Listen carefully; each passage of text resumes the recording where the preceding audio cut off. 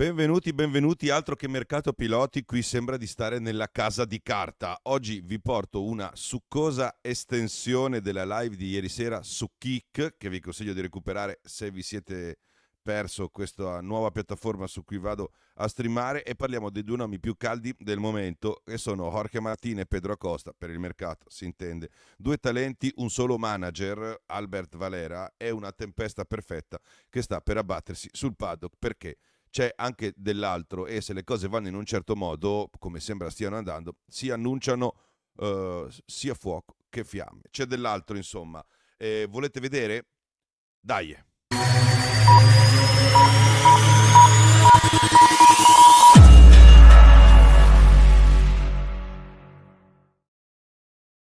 Ciao da Mr. Helmet, Aprilia e Martin, la bomba a orologeria. Se fosse un giornale la titolerei così. Partiamo da questa cosa qua. Ehm, Aprilia è furiosa, furiosissima, incazzata. Vorrebbe tenere fermo Martin per inadempienze contrattuali, cioè tenerlo lì parcheggiato a fare il tester o a provare le vespe, non lo so, avete capito bene.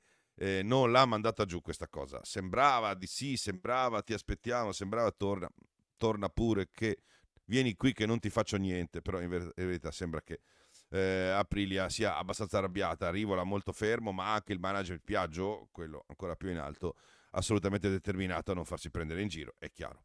Perché? Perché pare che Martin, cioè non pare, il contratto firmato da Martin con Aprilia pare sia un contratto fatto apposta, perché nella mente di Martin c'era già dall'inizio l'idea di andare in onda. Voi lo sapete, se nelle prime 6 gare non sono fra i primi 5, io posso andare via. Questa era la clausola, anche abbastanza atipica, surreale. Però solo nel caso io vada in onda. Cioè, voglio dire, questa roba è abbastanza curiosa, perché vuol dire che il pilota come intenzione aveva già quella di andare sulla moto giapponese già mentre firmava con Aprilia. Quindi questo fa capire che questo contratto sia stato frettoloso, o comunque dettato da ripicca o da tutta una serie di cose. È ovvio che ad Aprilia questa cosa è stata bene all'inizio, perché ha detto ma tanto quando mai va a succedere qualcosa? E invece quel qualcosa, e sappiamo anche cosa, è successo. Ha tenuto Martin fermo, e si trova veramente molto al di fuori delle 5 posizioni perché ha 0 punti, e quindi questo de facto può andare in onda. Però c'è un problema, al di là del fatto che può andare e che Aprilia non è d'accordo, c'è un altro tema. Deve essere veramente libero, perché Honda non prende piloti vincolati, prende solo piloti senza vincoli. Quindi è evidente che Martin al momento della firma con Aprilia pensava già a Honda, ma è evidente altrettanto che Martin in Honda ci può andare solo se è puro lindo e pinto, ammesso che poi Honda in qualche maniera lo vorrà, perché più passa il tempo e più chiaramente Honda si guarda intorno, ne ha tutto il diritto, e sappiamo anche chi può prendere. Bene, allora, clausola chirurgica che funziona solo in un determinato caso, che è quello a cui sta lavorando Valera. Va bene, avvocati, carte bollate, si spera di non arrivarci, però di fatto è quello che può succedere. Nel mezzo di questa situazione c'è Albert Valera, che è manager sia di Martin che di Pedro Costa, che è un altro rider di altissima qualità e inquieto. Ha provato Valera, questi sono i rumor, a convincere Aprilia dicendo vi do a Costa, però voi lasciate libero Martin per la Honda. Qui si apre un altro scenario, cioè Aprilia lo vuole a Costa, secondo me sì, preferirebbe Martin, però se Martin non ci vuole restare, a questo punto Acosta molto buono. Ma Acosta vuole andare in Aprilia, anche lì c'è da guardare. E poi c'è anche lui, ha una penale da pagare per liberarsi da KTM. Allora chi paga chi?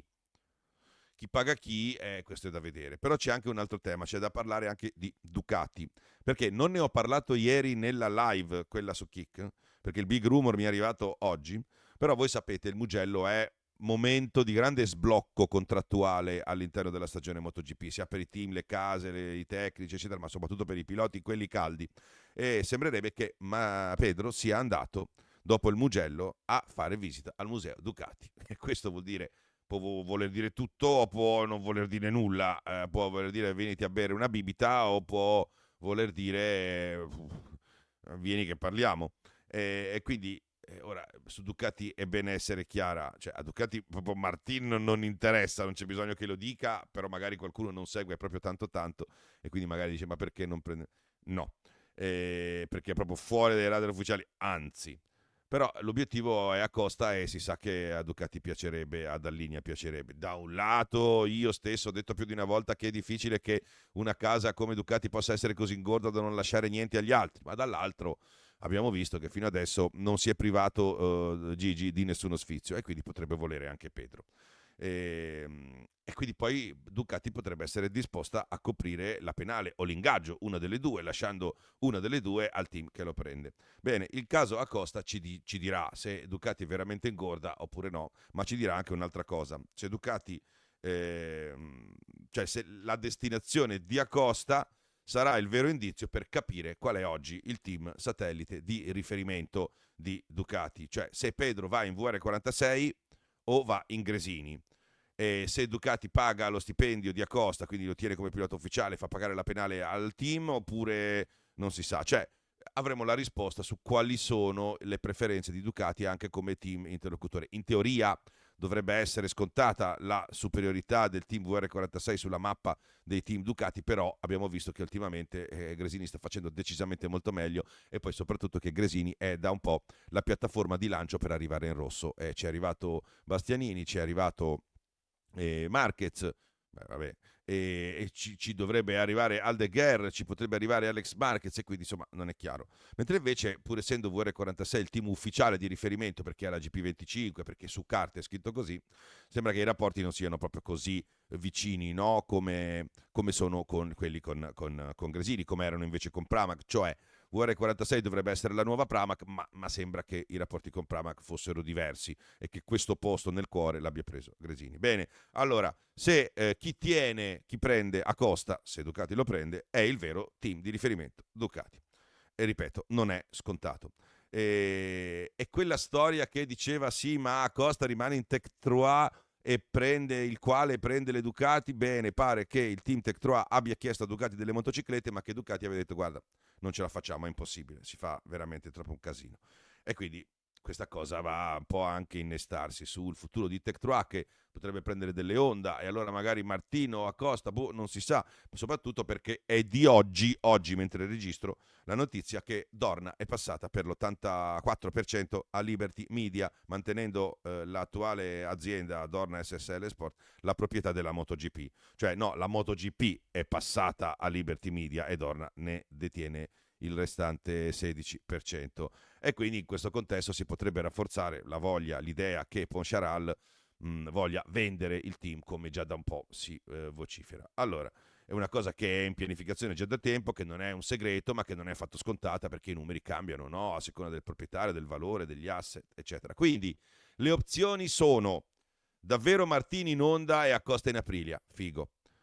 Acosta in Ducati e Aprilia fa soffrire Martin per molto tempo, o si mettono d'accordo o Martin si mette la coda fra le gambe, non si sa. E poi da vedere per quanto riguarda il discorso di Acosta con Ducati, quale Ducati prenderà Acosta, se la Gresini celeste o la VR46 gialla o di quei colori che sta mostrando ultimamente o addirittura direttamente su quella rossa. Allora vuol dire che lì si apre un altro mega scenario di scazzo infuocato, di fuoco e fiamme, perché ci sarà Acosta versus Marquez, che vorrà presumibilmente avere il fratello, e sia per il discorso di Pecco, che in questo caso veramente significherebbe che è in uscita. Clamoroso, eh?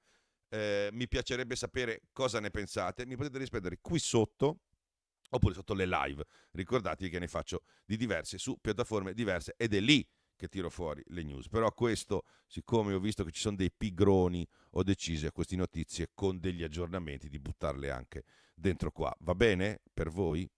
Veloce, abbastanza. Ciao da Mr. Helmet.